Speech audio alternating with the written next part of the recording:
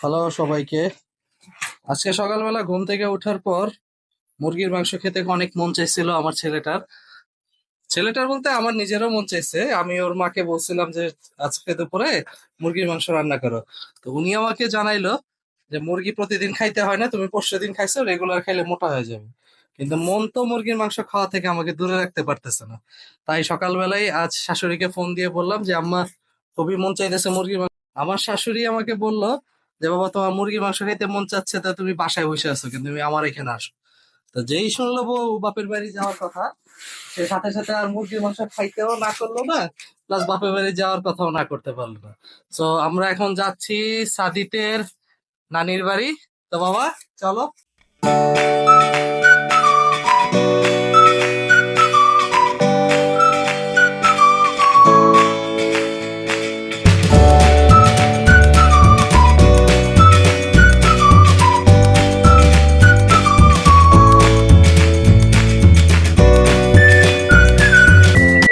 আজকে বাইরের ওয়েদারটা না শীত না গরম, সুন্দর একটা ওয়েদার। গতকালকে একটু গরম লাগছে বাইরে। তো আমরা এখন 300 ফিট হয়ে যাব হেলদি। এটা আপনার বাণিজ্য মেলা, বর্তমান বাণিজ্য মেলাটা যেখানে হয় 300 ফিটে, সেই বাণিজ্য মেলা থেকে 2 কিলো ভিতরে, উত্তর পাশে 2 কিলো ভিতরে আমার শ্বশুর বাড়ি। আর শ্বশুর বাড়ি মোটামুটি কাছে থাকার জ্বালাও আছে, মজাও আছে। মজাটা হইলো এই যে এখন আজকে আপনাদের ভাবিরে বলছিলাম রান্না করার জন্য, সে আমাকে ঘাস লতা পাতা খাওয়ানোর জন্য সবকিছু রেডি করছে। কিন্তু যেই বললাম যে চলো যাই বাপের বাড়ি, তোমার মা মা আমাদের জন্য মাংস রান্না করতেছে। তো মেয়ে মানুষ যত কিছুই হোক, বোম মারলেও বাপের বাড়ি যাওয়ার কথা কখনো না করতে পারবে না। তাই সাদি তো অনেকদিন ধরে যাবে যাবে বোঝা যাচ্ছে, নানুর বাসা যায় না। তা আমার ছেলের বয়স এখন চলতেছে 11 মাস। সামনের মাসে ওর জন্মদিন। সবাই দোয়া করবেন। আর বেশি বেশি করে ওই যে নিচে লাইক বাটন একটা করে ওর জন্য লাইক দিবেন, সাবস্ক্রাইব বাটন একটা করে সাবস্ক্রাইব দিবেন। বাবা, বলে দাও সবাইকে আমাকে সবাই লাইক করবে। ও বলবে না, যতক্ষণ পর্যন্ত না আপনারা লাইক দিবেন ততক্ষণ পর্যন্ত ও আপনাদেরকে থ্যাংক ইউ বলবে না। তো সবাই বেশি বেশি করে লাইক দিবেন। তো যেটা বলতেছিলাম, শ্বশুর বাড়ি কাছে থাকার মজাও আছে, আবার যন্ত্রণাও আছে। যন্ত্রণা হলো বউয়ের 2 দিন পর পরে বাপের বাড়ি যাওয়ার মন ইচ্ছা জাগে। কিন্তু দূরে থাকলে তো ধরেন যে সেটা একটা না একটা কথা বলা যায় যে আহ, মাসের শেষে যাব, মাসের শুরু থেকে যাব না, অমুক তমুক, কত কিছু বলা যায়। বা দূরে রাস্তায় জ্যাম আছে, যানজট আছে। কিন্তু কাছে বাপের বাড়ি থাকার একটাই ঝামেলা হলো, রাত 2টার সময় যদি মনে হয় যে বাপের বাড়ি যাইতে ইচ্ছা করতেছে, তাহলে সেটা যেতে হবে। আর মজার কথা তো বললামই, যখন বাসায় কোনো কিছু ভালো মন্দ রান্না দেখবেন যে হয় নাই, বা বউর সাথে ঝগড়া লাগছেন, তখন ধরেন যে বউকে খুব শাটানি দিলেন, যা খাইলাম না তোমার ঘরে, কিন্তু চুট করে গিয়ে কিন্তু শ্বশুর বাড়ি কিন্তু গিয়ে আপনি দুপুরবেলা খাবারটা, রাতের খাবারটা খেয়ে আইসা বলেন, বউ তো ভাববে যে আপনি সারাদিন না খেয়ে রইছেন। কিন্তু দিন শেষে যখন বাপের বাড়ির সাথে কথা বলবে, তখন জানতে পারবে যে আমি শ্বশুর বাড়ি থেকে খেয়ে আসছি। 300 ফিট অনেকেই আসছেন, 300 ফিটের সম্পর্কে অনেকের অনেক ধারণা, ভাইরাল প্লেস। মূলত এই 300 ফিটটা কিন্তু আমাদের এলাকায়, এই 300 ফিটে শুরুটাই আমাদের এলাকা থেকে হয়েছে। বাবা, কান্না করে না। ওই যে আমরা যাচ্ছি তো। আমার বাবাটা হয়েছে, আমি যখন ড্রাইভ করি, ও আমার সাথে যদি ড্রাইভ না করতে না দেই, তাহলে রাগারাগি করে। আবু, আমরা 300 ফিটে উঠে নেই, 300 ফিটে উঠে তারপর গাড়ি চালাবো। 300 ফিট উঠে নেই বাবা। আমরা দেখি তো গাড়িতে কি আছে, দেখবে তুমি। এই যে হয় না বাবা, দেখি। এখন 300 ফিটের মুখে 300 ফিট উঠবো। অল্প কিছুক্ষণের মধ্যে আপনাদেরকে দেখাবো দুপুরের 300 ফিট। যেটা বলতেছিলাম, আমাদের এই 300 ফিটটা যখন হয় নাই তখন এইখানে ধান চাষ হতো। এটা আমাদের বিল ছিল।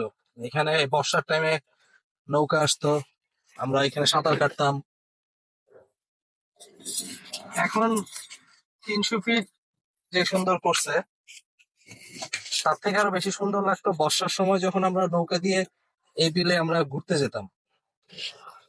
কিন্তু আস্তে আস্তে সেই বিলগুলো ভরাট করে এখন 300 ফিট হয়ে গেছে। এখনো মানুষ ঘুরতে আসে, কিন্তু এখন আসে বাইক নিয়ে। কেউ আসে ঘুরতে, কেউ আসে ছিনতাই করতে।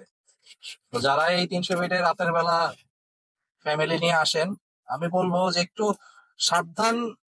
সাবধানে থাকেন, কারণ এই 300 ফিটটা কিন্তু সব জায়গায় ভালো না।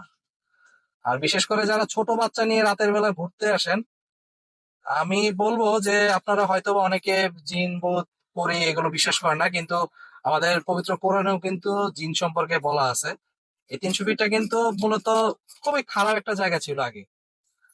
আগে যখন আমরা ছোট ছিলাম তখন আমরা যখন দুপুরে খেলতে যেতাম বা সন্ধ্যার দিকে খেলতে আসতাম এদিকে, বিলের মধ্যে বা এখানে আমাদের ধান ক্ষেতের সাথে মাঠ ছিল। তা আমাদের আব্বু মনে কিন্তু এখানে সন্ধ্যার সময় বা দুপুর বেলা কিন্তু আমাদের আসতে দিত না। জায়গাটা কিন্তু আসলে খারাপ ছিল। এখন 300 ফিট হয়েছে, আলো লাইট আছে, সবকিছু আছে, কিন্তু চেষ্টা করবেন রাতের বেলা আসলে সবাই একটু বাচ্চাদেরকে সেফলি রাখার জন্য প্রয়োজন হলে একটু দোয়া টোয়া পরে বাচ্চাদের উপরে আল্লাহর নাম নিয়ে একটু ফু দিয়ে দিন। আর এমনিতে 300 ফিট খুবই একটা সুন্দর জায়গা, আপনারা সবাই আসবেন।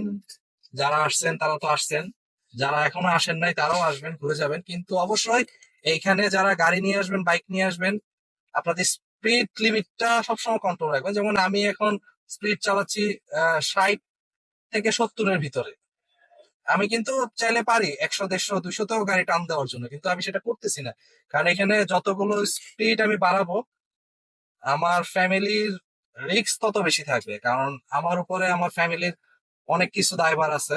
তো আমি চাইলেই এখন পারবো না যে আমি স্পিডে খুব গাড়ি চালাই। আমি এখন পিক আপ দিলেই তো আমার গাড়িটা ভাগবে, কিন্তু আল্লাহ না করুক যদি কোনো একটা দুর্ঘটনা হয়, তখন এটা কিন্তু আপনার উপর যতটা না প্রভাব ফেলে, আপনার পরিবারের উপরে তার থেকে বেশি প্রভাব ফেলে।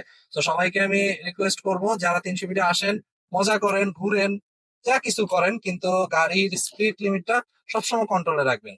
আপনার যখনই মন চাবে যে খুব বেশি স্পিডে টান দিতে, আপনার পাশ দিয়ে একটা বাইক খুব স্পিডে চলে গেছে, আপনি তাকে ধরার জন্য স্পিডে ধরবেন, ভাই, ও যখন দুনিয়াতে আসছে, ও কিন্তু আপনার জন্য ওয়েট করে নাই যে আপনি কখন দুনিয়াতে আসবেন তারপরে ও আসবে। আপনার সাথে রেস করে কিন্তু ও দুনিয়াতে আসে নাই। তো হায়াত মৌত সবই আল্লাহর হাতে, কে কখন যাবে সেটা বলা যায় না। তো আরেকজনের দেখা দেখি আপনার বাইকের স্পিডটা আপনি বাড়াবেন, আপনার একটা দুর্ঘটনা হলে তখন কি করবেন? তো সবাই আসবেন 300 ফিটে।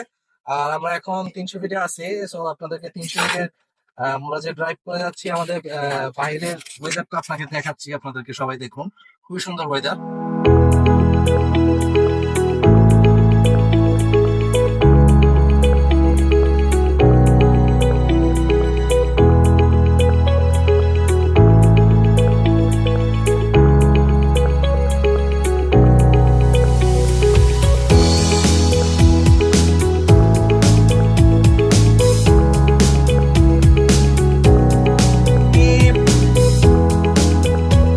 যাও মোর কাছে যাও নাকি?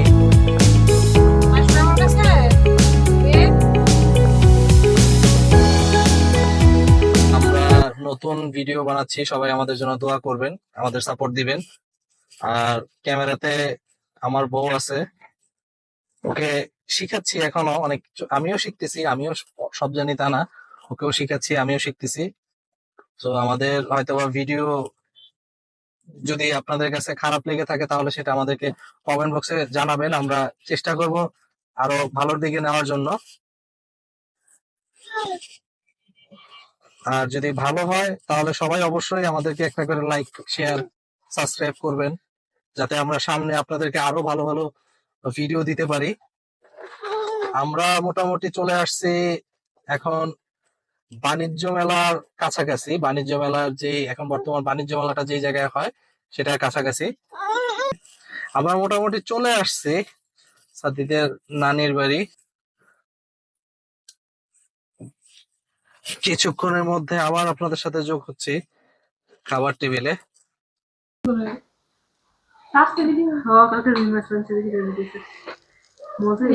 এই যে আমার শালি, আমার বউ, এই যে আমার মুরগির মাংস, গরম ভাত, একদম গরম গরম ভাতের সাথে আমার ফেভারিট পাঙ্গাস মাছের ভাজি, বেগুন ভাজি, আর ডাল মুরগির মাংস। ডাল তোমাদের জন্য। তোমরা দুইজন খাওয়া ডাল দিয়ে, আর আমি মুরগির মাংস।